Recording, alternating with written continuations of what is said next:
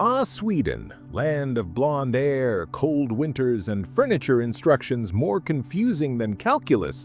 But rewind a few centuries and forget IKEA. The Swedish Empire's bedroom politics were less Allen keys, more iron chains. If you thought Viking kinks were rough, wait till you hear what their great-grandkids got up to.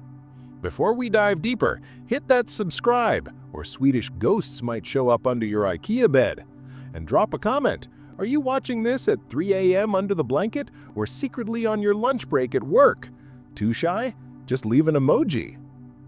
The Swedish Empire of the 17th century wasn't just marching across Europe, it was also busy experimenting with power in the boudoir.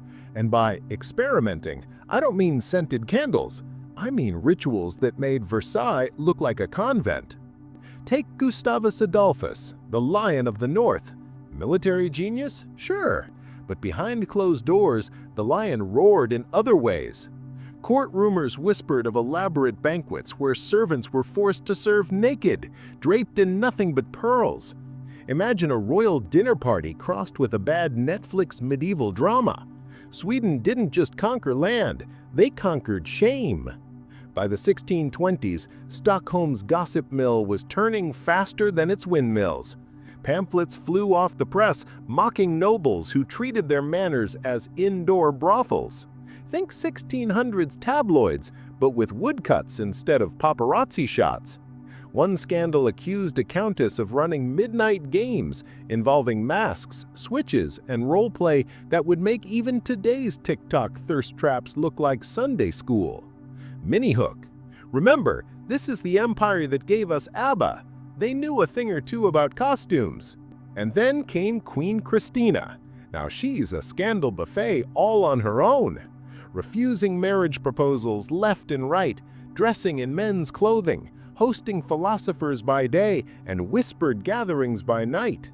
One French ambassador claimed her court dined in philosophy, supped in poetry, and slept in variety. Translation: even Descartes probably raised an eyebrow. Christina blurred gender lines centuries before TikTok hashtags. Some praised her as enlightened, others branded her a deviant. Either way, pamphlets circulated calling her the king in a queen's body, and not in a flattering way. Meanwhile, Swedish nobles copied her rebellious flair. Young lords paraded lovers across Stockholm like accessories. Parliament debated taxes, while their sons debated who had the most daring scandal.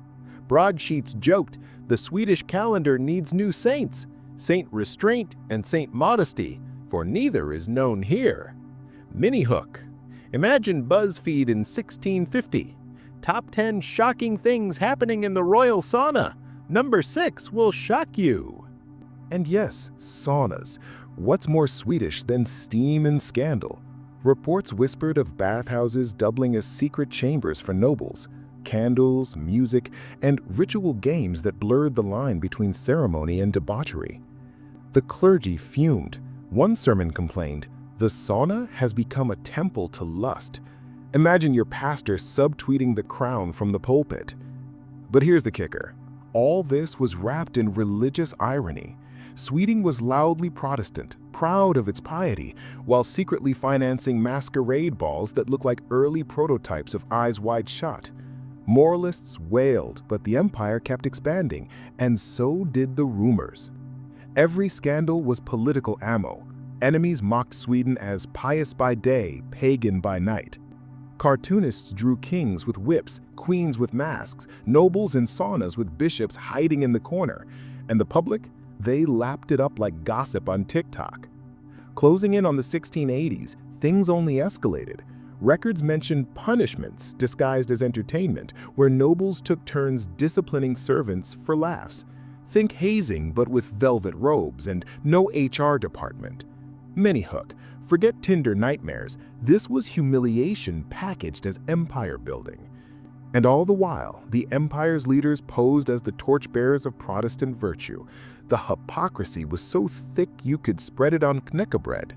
Sweden wanted to look like God's chosen power, but behind the palace doors, it was God's rejected fan fiction.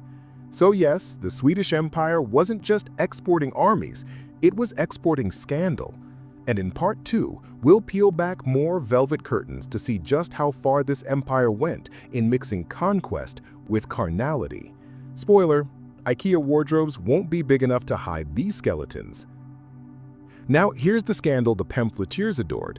Swedish noblemen held philosophy clubs that were as philosophical as a frat party. On paper, these were gatherings to discuss morality, politics, and the classics. In reality, it was Tinder in powdered wigs. Members met in candlelit salons, drank spiced wine, and whispered debates about the female body. One pamphlet described it bluntly: the Swede talks Plato while staring at Aphrodite. Translation: they used Aristotle as an excuse to chase skirts. Every 40 seconds of gossip brings us a gem. Imagine professors today holding office hours at a nightclub. That was the energy. And yes, scandals broke out. Ministers' wives were invited to participate in intellectual experiments. Pamphlets accused nobles of treating salons like boudoirs with book collections. One caricature even showed a duke holding a philosophy scroll in one hand and a corset in the other. And don't think women stayed quiet. Swedish noblewomen weaponized gossip like TikTok influencers with ring lights. A single rumor could ruin a man's career faster than cancel culture. One duchess was accused of keeping a list of lovers ranked by skill, the original OnlyFans rating system. Whether it existed or not, Stockholm buzzed about it for months. Now, what about the royals? Gustavus Adolphus's court loved spectacle. The king projected virtue in public, but had mistresses who doubled as political spies. One even delivered secret letters hidden in her hair ribbons. Gossip claimed palace bedrooms produced more state secrets than council chambers. If you think your office Slack channel is toxic, try a 17th century court where pillow talk might topple alliances. Pamphlets flew across Stockholm like gossip grenades. "Virtue betrayed," shouted one, while another mocked, "The crown prefers the bed to the battlefield." Tavern singers roasted royals so brutally you'd think they were early stand-up comics. A favorite joke? What do Swedish kings and tavern girls have in common? Both charge for loyalty. The scandals weren't just embarrassing, they were political. Enemies of Sweden used them like meme warfare. Danish and Polish writers spread stories of Swedish generals caught in brothels. One cartoon even showed a Swedish warship sinking because the crew was distracted by courtesans on deck. By the late 1600s, Sweden wasn't just feared for its cannons, it was laughed at for its bedrooms. Cafes whispered about duels fought over mistresses, priests preaching against lusty salons, and satirists gleefully publishing pamphlets titled "The Philosophy of Lust." So Sweden may have conquered half of Europe with steel and gunpowder, but at home, it was gossip, lust, and pamphlets that did the real damage. And in part 3, we'll see how those scandals turned even the royal throne into a stage for humiliation. Let's start with Queen Christina, Sweden's most eccentric monarch. Christina reigned in the mid-1600s and had Europe whispering louder than TikTok on a scandal drop. She dressed like a man, refused to marry, and collected philosophers the way people collect Funko Pops. But the rumors? Ooh, they were juicy.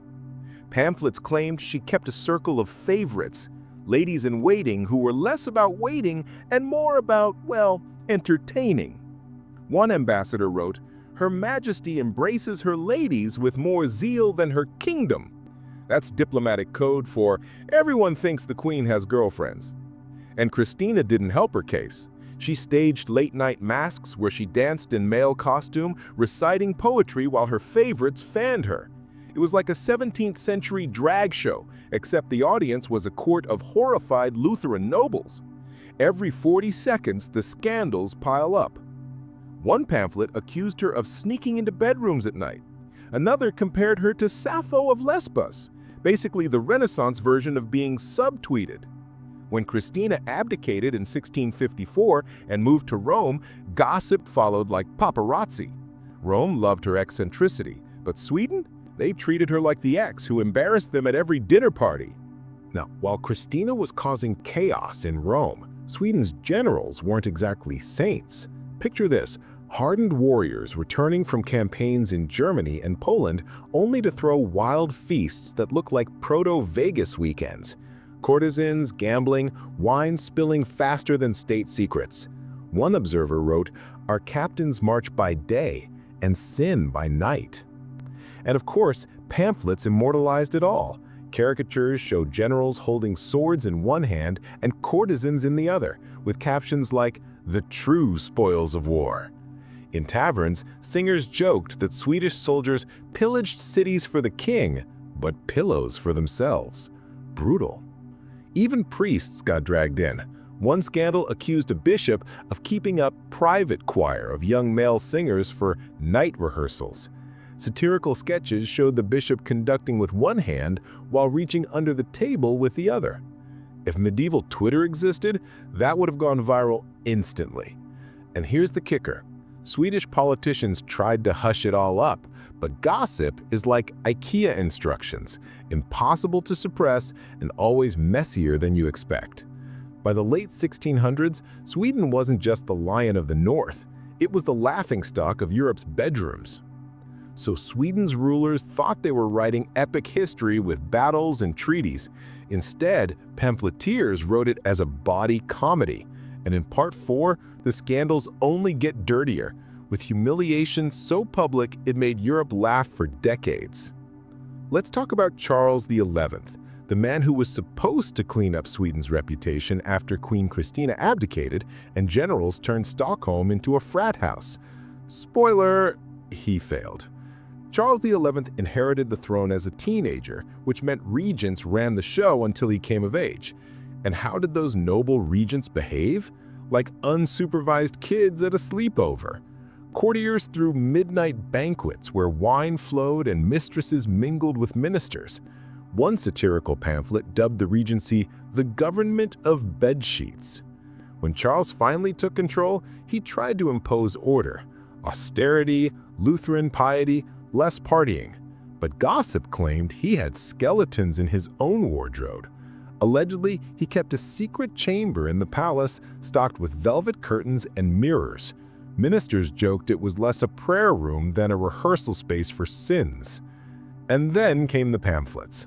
A notorious one circulated in 1675 showing Charles dressed as a monk except surrounded by courtesans. The caption, "Confession, Swedish style." Imagine a 1600s meme going viral. At one feast, courtiers bet on how many mistresses could attend in one night without scandal. At another, a pamphleteer claimed the royal treasury was funding lace, liquor, and ladies more than armies. Stockholm cafes turned these jokes into songs, humming verses about the king's holy trinity: wine, war, and women. By the 1690s, scandal wasn't a bug in Swedish politics, it was the entire operating system. Priests denounced it from pulpits, comparing Stockholm to a second Babylon. Pamphlets from Denmark and Poland mocked Sweden as the empire of satin sheets. Even traveling merchants carried gossip with their wares. And Charles XI's court wasn't alone. His son, Charles XII, the warrior king, added a twist: austerity in public, indulgence in private. While he posed as a soldier king, rumors spread that he maintained a circle of favorites, young officers who spent suspiciously long nights in his tent. One satirical cartoon showed him drilling troops by day and drilling favorites by night. Brutal. Foreign courts laughed. Paris salons called Sweden Lustavia, a play on Lusitania. In London, pamphleteers ranked Swedish scandals alongside French mistresses and Italian cardinals. Sweden, once feared on the battlefield, became a punchline in the boudoir. So, the Swedish Empire built its reputation on steel and gunpowder, but gossip reduced it to lace and satire. And in Part 5, we'll see how the humiliation reached its peak, with scandals so loud they echoed long after Sweden's empire crumbled. Enter Charles XII, the so-called warrior king. He was supposed to save Sweden's reputation by fighting like a Spartan. Instead, gossip claimed he fought harder for his private circle of favorites than for Europe. Pamphlets in London called him Mars by day, Venus by night. One infamous cartoon showed him drilling troops at dawn, then drilling favorites at dusk. The captions weren't subtle. His refusal to marry made it worse. Nobles whispered, "The king has many companions, but no queen." Paris salons joked he was running a bachelor empire, less royal court, more exclusive club. Stockholm cafes nicknamed his officers the Velvet Regiment. And then came the satire explosion. Every tavern singer had a verse mocking Sweden. One went, "They fight with muskets, they sleep with musketeers." Even Denmark, Sweden's rival, published a whole play lampooning Charles XII's tent companions. Imagine your enemies roasting you in theaters while you're losing wars. Brutal. Every 40 seconds the rumors spiraled. A pamphlet accused Swedish nobles of funding secret orgies while peasants starved. Another claimed the royal treasury was drained not by cannons, but by satin and perfume. Merchants mocked that Swedish exports were no longer timber and iron, but gossip and scandal. Foreign ambassadors reported home in disbelief. A Prussian envoy wrote, "Their armies weaken, but their scandals multiply." Rome declared Sweden a kingdom of Saturnalia. Even in Constantinople, Ottoman officials joked that Swedes prayed to Bacchus more than God. And the final insult? When Charles XII died in 1718, not in bed, but on the battlefield, the gossip didn't stop. Instead, pamphlets framed it as poetic irony, a king who fell with a bullet, but whose throne had already collapsed under the weight of scandal. Cafes in Paris toasted his death with jokes, "Better to die a soldier than live as Sweden's scandal." London newspapers ran obituaries calling him the lonely king of velvet tents. Even in Sweden, commoners whispered that maybe God ended the war and the scandals in one shot. So, the Swedish Empire collapsed not just under Russia's cannons, but under Europe's laughter. And that's history's cruelest twist. Sweden built an empire of steel, but it was lace and gossip that brought it down.